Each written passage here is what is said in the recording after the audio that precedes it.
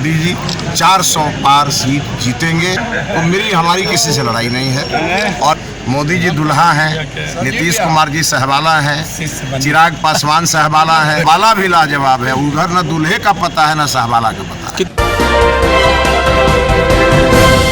नमस्कार, देख रहे हैं आप सिटी पोस्ट लाइव और मैं हूं आपके साथ पूजा शर्मा। शुक्रवार को बीजेपी के कई बड़े दिग्गज नेताओं ने नामांकन दाखिल किया। इस कड़ी में काराकाट लोकसभा सीट से उपेंद्र कुशवाहा ने नामांकन दाखिल किया। पटना साहिब से रविशंकर प्रसाद ने किया। और अगर बात करें बक्सर से, तो बक्सर से एनडीए ने इस बार मिथिलेश तिवारी को चुनावी मैदान में उतारा है, जिन्होंने कल नामांकन दाखिल किया। नामांकन दाखिल करने के बाद बड़ा दावा करते हुए नजर आए मिथिलेश तिवारी और कहते हुए नजर आ रहे हैं कि इस बार जीत जो है वो एनडीए की ही होगी। तो साथ ही साथ जहां एक और जीत का दावा करते हुए नजर आ रहे थे, तो वहीं दूसरी ओर इंडिया गठबंधन पर जोरदार निशाना साधते हुए नजर आए मिथिलेश तिवारी और कहते हुए नजर आ रहे हैं कि हमारा तो दुल्हा भी लाजवाब और सहवाला भी लाजवाब है। सभी लोगों को पता है कि दुल्हा कौन है और सहवाला कौन है, लेकिन इंडिया गठबंधन ने अभी तक ये जानकारी सार्वजनिक नहीं की है कि उनका दुल्हा कौन है और सहवाला कौन है। इसी के साथ साथ बक्सर से निर्दलीय प्रत्याशी आनंद मिश्रा पर भी जोरदार निशाना साधते हुए नजर आए और कहते हुए नजर आए कि कोई कुछ नहीं कर पाएगा। इसी के साथ साथ आनंद मिश्रा पर निशाना साधते हुए क्या कुछ कहते हुए नजर आ रहे हैं मिथिलेश तिवारी, पहले आप वो सुने। बस बक्सर की जनता का प्यार और दुलार और आशीर्वाद जैसा आज मिला है और जैसा पिछले 30 मार्च से मुझे मिल रहा है, आज सचमुच मैं भाव विह्वल हूँ। और इसलिए भाव विह्वल हूँ कि आज इतनी बड़ी संख्या में बक्सर के किसान, बक्सर के युवा, बक्सर की महिलाएं और बक्सर की आम जनता जो आज सड़कों पर थी, ये सचमुच नरेंद्र मोदी जी के लिए प्रेम था जो मुझे मिल रहा था।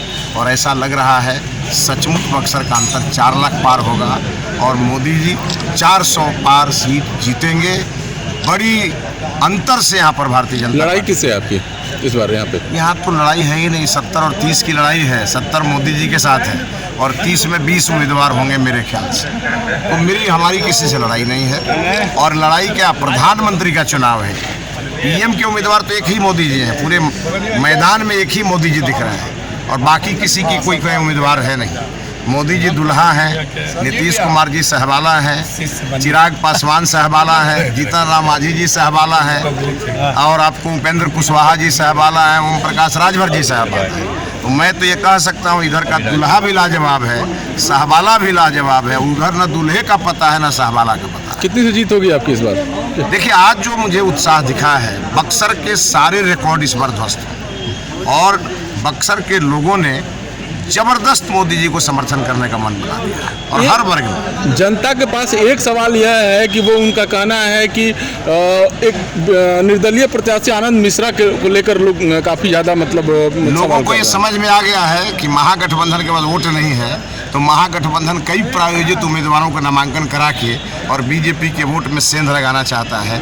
लेकिन सभी राम भक्त इस बार अलर्ट हैं और उनको मालूम है इन लोगों की दाल गलने वाली है। महागठबंधन बोल रहा है कि आनंद मिश्रा आपके दलाल हैं बीजेपी के एजेंट। ये शब्द तो मैं किसी के लिए बोलता भी नहीं हूँ। और मेरा मानना ये है कि आज देश में 2 धारा की लड़ाई है। एक जो भारत का विकास चाहते हैं और एक जो भारत का विनाश चाहते हैं।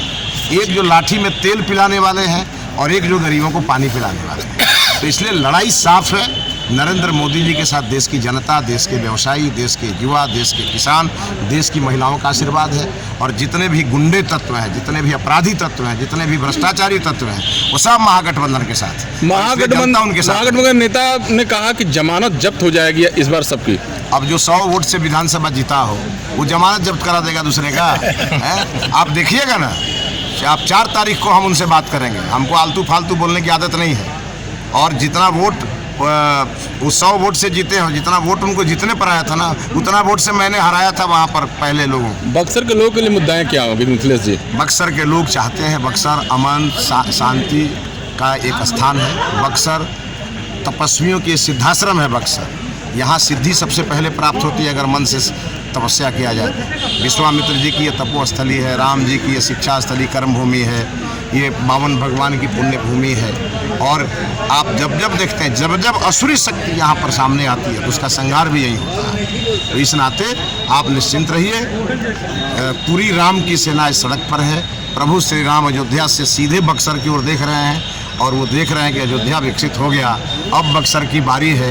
इसीलिए मोदी जी का उम्मीदवार मिथिलेश तिवारी। मैजिक क्या करेगा, कौन सा मुद्दा होगा प्रधानमंत्री जी का जो भारतीय जनता पार्टी के प्रत्याशी को सफल बनाने में काम करेगा? को मुद्दा बनाने की जरूरत ही नहीं है, क्योंकि प्रधानमंत्री जी ने इस देश का 10 साल में जो विकास किया है वो 70 साल में नहीं हुआ है। और देश के लोगों को उन पर विश्वास है, अटूट विश्वास है। और आप देखेंगे कि नरेंद्र मोदी जी का जब 4 तारीख को गिनती होगी, हर जगह देश में मोदी ही मोदी नजर आएंगे, बाकी कोई नहीं। रेलवे एक मिनट रुकिए, आपको पूछने किसने हक दिया?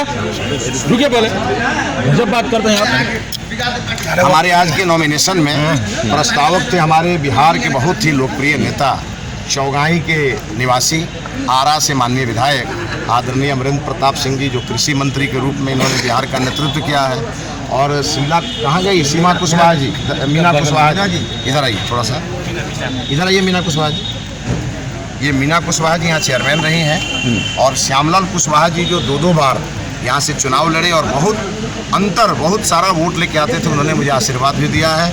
आज उनकी बिटिया आज भारतीय जनता पार्टी मोदी जी के समर्थन में मैदान में खड़ी है। एक तरफ आप देख रहे हैं प्रभु श्री राम के वंशज, सीधे रघुकुल के वंशज आदरणीय अमरेंद्र प्रताप सिंह जी हैं, तो एक तरफ कुशवंशी जो हैं वो अपनी कुशवाहा जी हैं यहाँ सीमा।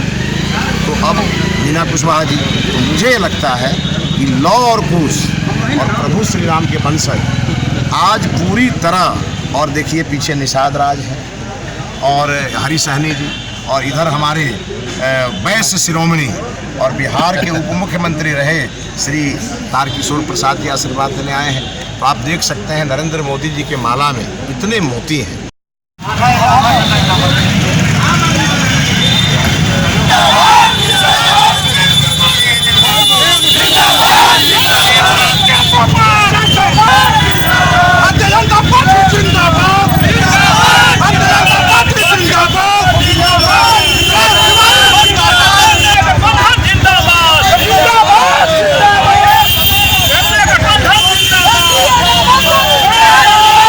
इंडिया गठबंधन पर जोरदार निशाना साधते हुए नजर आए एनडीए प्रत्याशी मिथिलेश तिवारी, तो साथ ही साथ आनंद मिश्रा को लेकर भी बड़ा दावा कर दिया। उन्होंने कह दिया कि आनंद मिश्रा बक्सर में कुछ नहीं कर पाएंगे, क्योंकि जो राम भक्त है वो अब पूरी तरीके से जाग चुके हैं और जो वोट है वो सिर्फ और सिर्फ एनडीए को ही पड़ेगी। यह एक तरफा चुनाव हो रहा है। इसी के साथ साथ तमाम मुद्दों को लेकर क्या कुछ कहते हुए नजर आ रहे थे मिथिलेश तिवारी, सुना आपने। तो फिलहाल इस खबर में बस इतना ही। तमाम जानकारी के लिए बने रहें सिटी पोस्ट लाइव के साथ। इस वीडियो को लाइक करें, शेयर करें और चैनल को सब्सक्राइब करना ना भूलें। धन्यवाद।